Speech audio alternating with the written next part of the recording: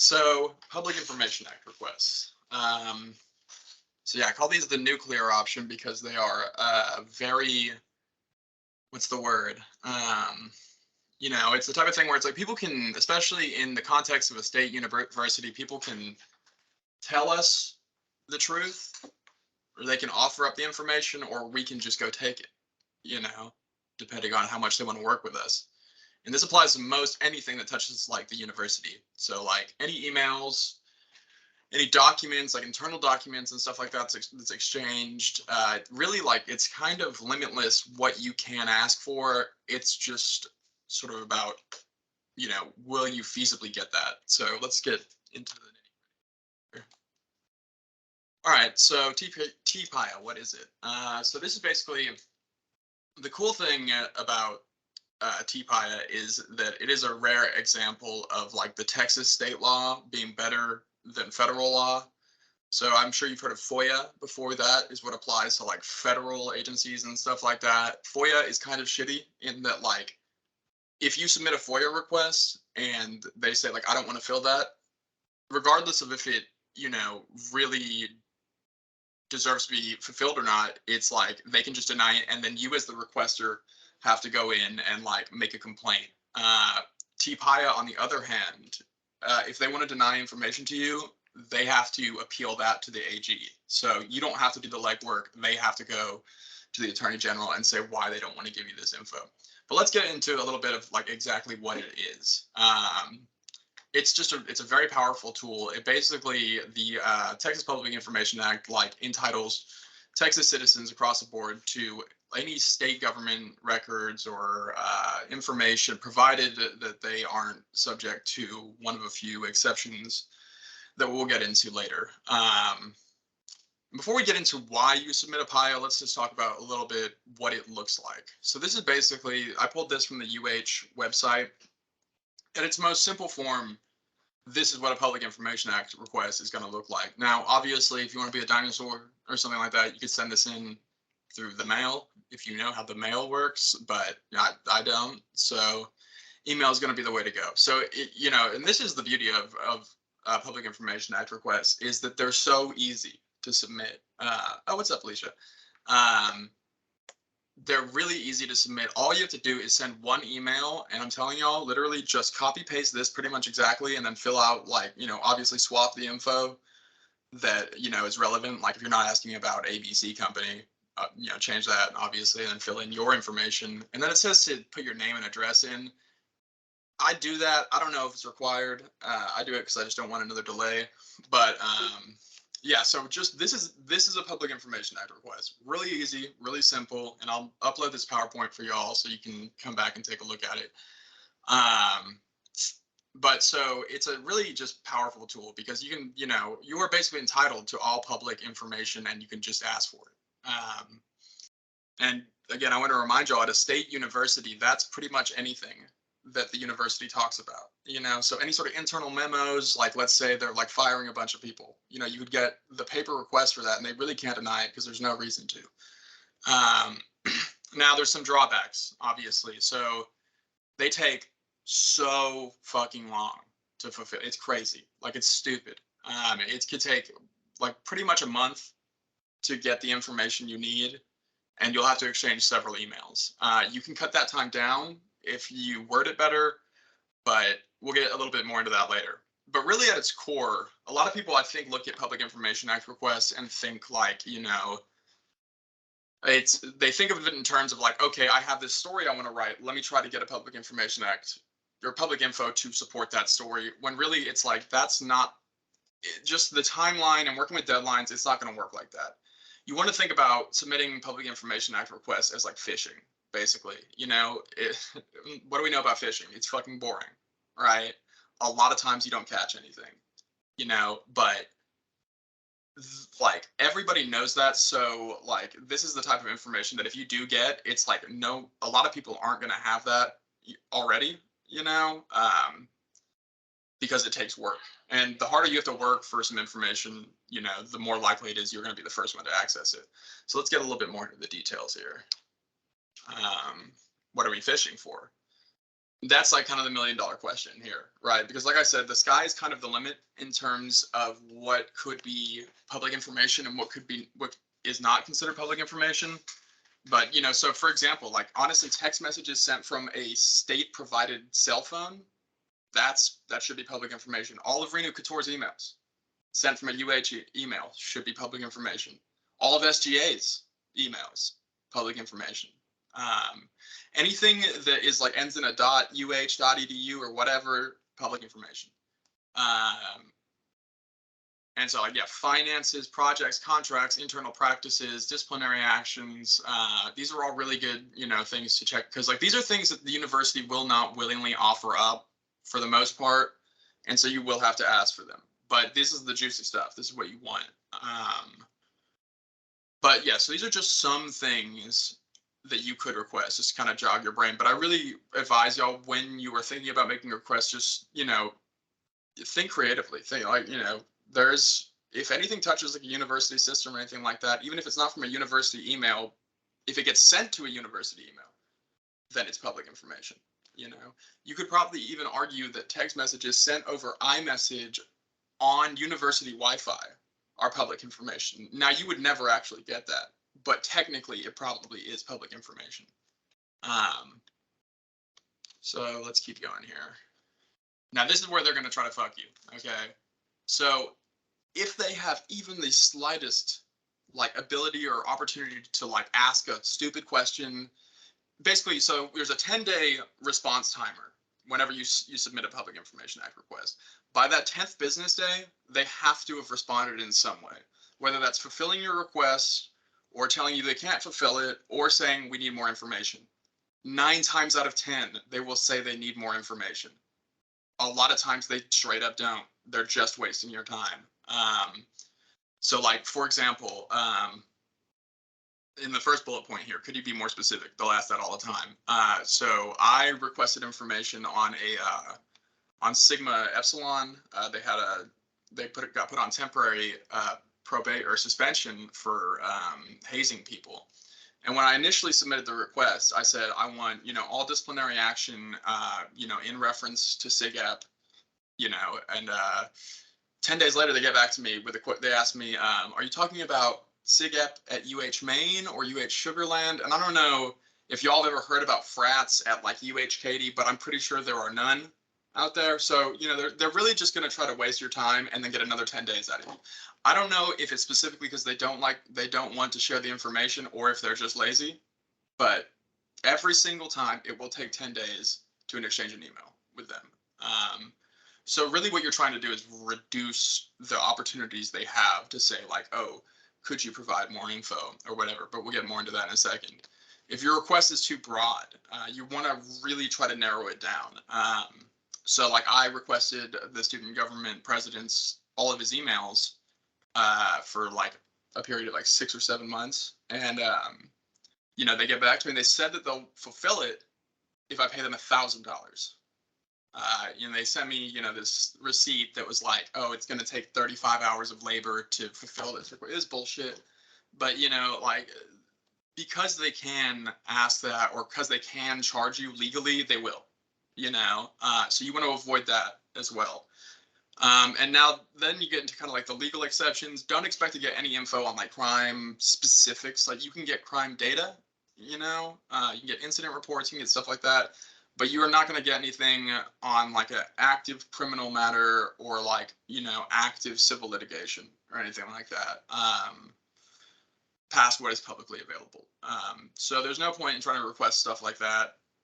But really it is pretty limited in what they can deny. And it's sort of like the obvious stuff, like I said, like criminal stuff or like, like the strategic stuff. But I mean, we're not going to be requesting any info about like the military. So we should be good there.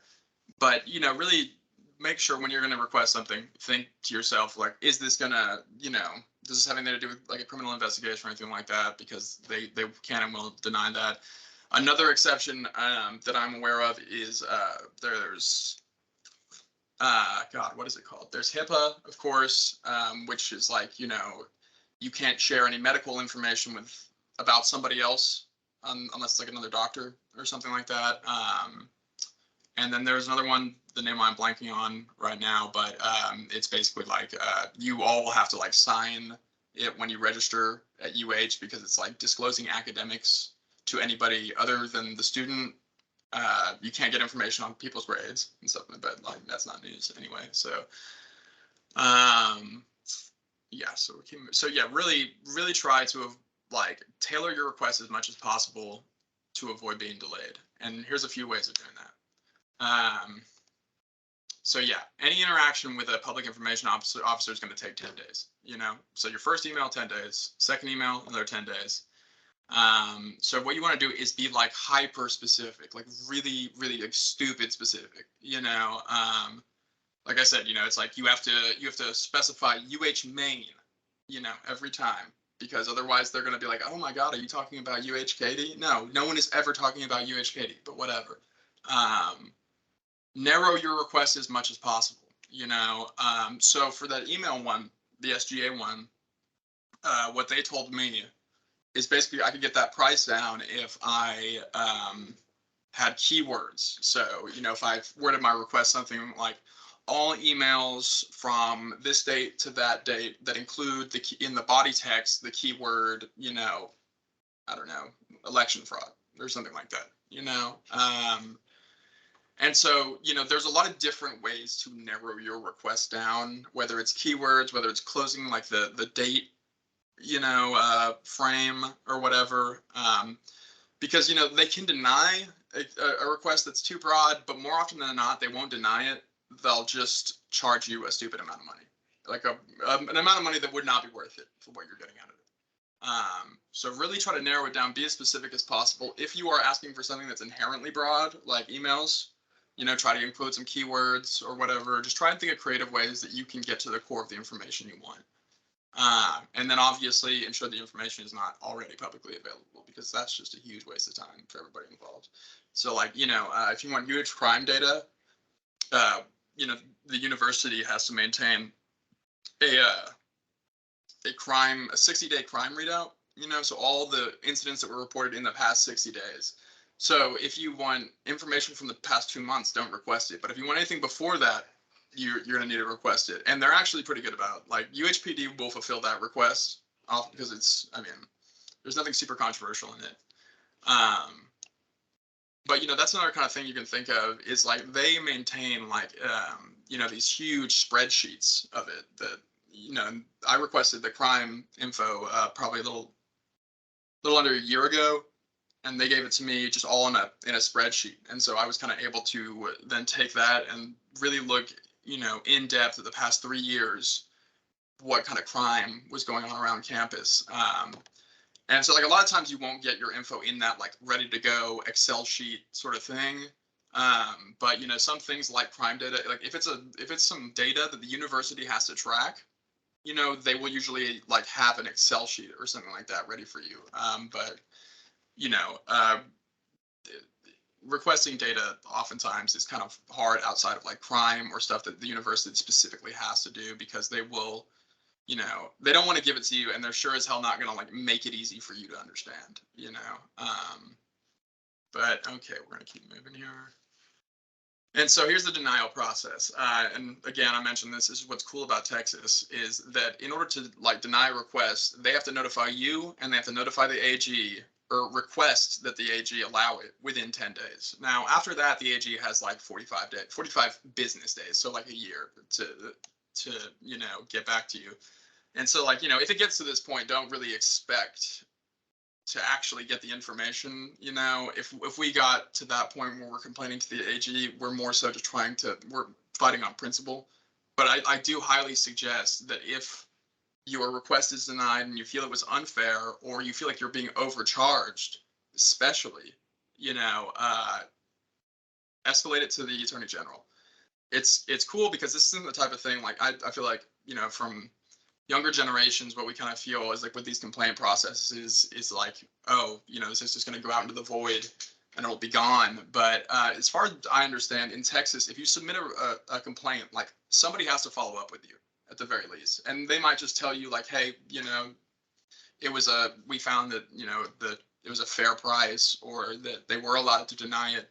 but like don't let them just like get away with, just denying you or just saying no. It again, like making these complaints and stuff doesn't take a whole lot of effort. And I think sort of we as journalists and especially student journalists need to be better about holding people accountable and, not kind of caving to the easy route. Because if somebody can just ignore your phone call or ignore your email or ignore you and then, basically just steer a story that way, then they're going to do it. But, if somebody does that, we need to say, hey, no, if you're not going to talk to me, I'm just going to go get this information. And there's tools like this out there that were designed to help us do that. And, especially when it comes to people who are in, public positions, like I'm not sure how familiar y'all are with the university, but like our whole board of regents is appointed by this Texas governor. So these are public officials and the universities run public money. So it needs to be held publicly accountable.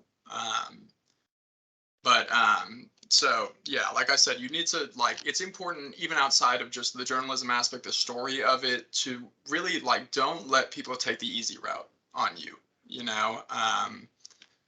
complain when possible, submit requests where applicable, and, just show people that it will benefit them to talk to you, because if they don't talk to you, then you'll just go get the numbers and then you can present them as how you feel they should be presented.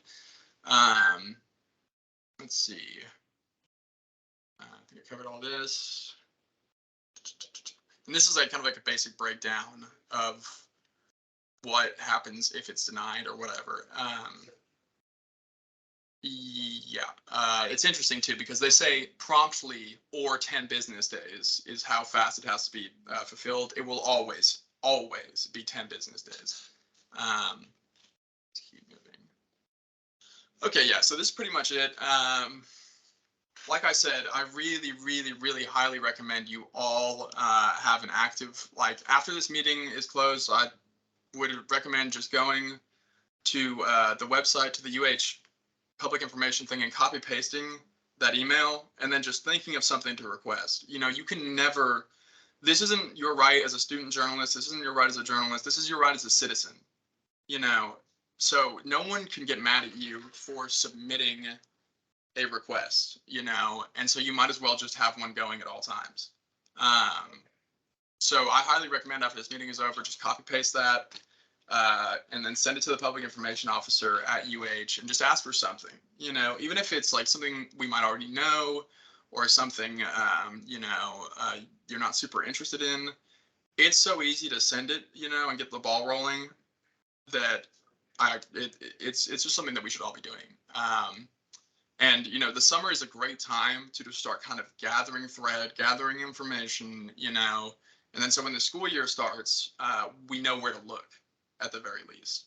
And that's another thing with Public Information Act requests to think about, is that you're not always going to get, it's not always the answer to the questions you have, but it will show you the right questions to ask and where to ask them. So I was speaking with Mike Morris, the investigative reporter for the Houston Chronicle, and what he recommended is sometimes what he'll do is he'll send in a Public Information Act request about an email account and just ask for a readout of the sent and received emails and where they came from, so not you don't actually get the emails themselves, but you'll see okay, why were these two people talking to each other? And then you go back and you ask for that specific email. And so that kind of breaks it up in this way where it's they're not going to be able to charge you because the information you're asking for is incrementally small, but can lead to big stories, once you follow up. And so it's this constant process of requesting information and then building off of that information. Let's see, a few tips. Yeah, don't get really super caught up on getting it right your first try. Like I said, I think it's important to just realize the power that these have. And I think after you do your first one, it helps a lot.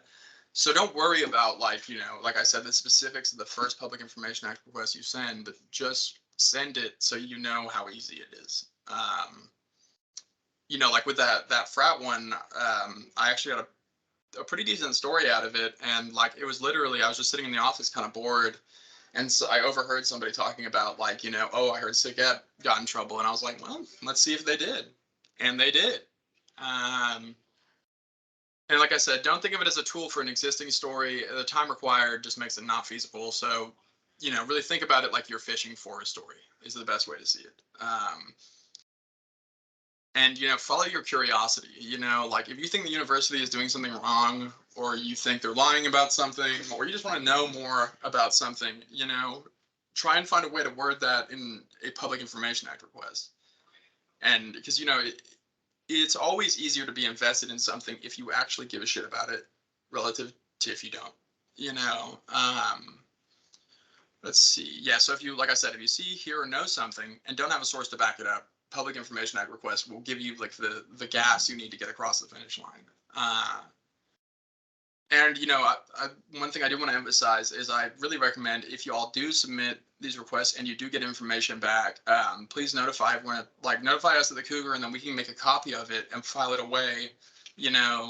Because sort of just building an archive of information, especially information that isn't easily publicly accessible, really can be a huge benefit to any news organization, because it lets you fact check stuff. Because you can do that with the internet. But, having access to internal university documents and stuff and being able to go back and be like, you said this in 2018, what's going on now in 2023? It's a really powerful tool, and I feel like needs to be emphasized more in our role as journalists, kind of looking at the story from 3 dimensions. Like, you've got the present right now, whatever's happening. You've got the past, what was promised, what was said, and then you've got the future. Like, how will this impact us as a community? And in order to do that, we need to have, a solid archive of information. So really consider sharing that stuff if and when you do access it. Let me see. And then here's, like I said, I will put this out in the Slack probably. But these are just some helpful links. Not all of them are Texas Public Information Act specific, but, a lot of them just kind of help with public, because public information, pretty much all states have a law on it. Texas happens to have a decently generous law, but it's a concept everywhere. So it's good to know. The Student Press Law Center has some good information on it, and then the Texas Public Info Handbook is really nitty gritty. But if you need to really check something, check the definition of what is an active criminal investigation or whatever, that'll be the place to look. But yeah, I'll really just kind of conclude on saying, when it comes to writing PIAs and stuff like this is where the roles of the journalist and the lawyer kind of start to,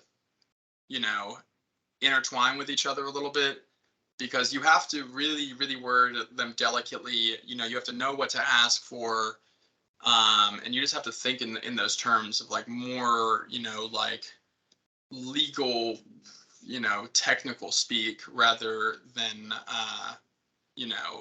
the kind of journalist's approach to writing. So, when you submit a Public Information Act request, really think about, your exact wording, what you want, and stuff like that. But do either of y'all have any questions or anything that to bring up? Actually, I don't think I can see chat right now.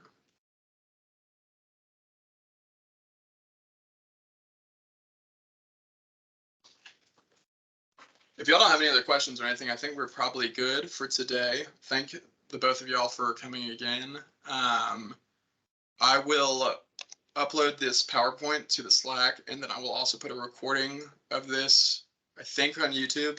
We'll see. I don't know exactly yet, but yeah, if y'all don't have anything else, I think we're pretty much good. Thanks again for coming. Nope, somebody typing.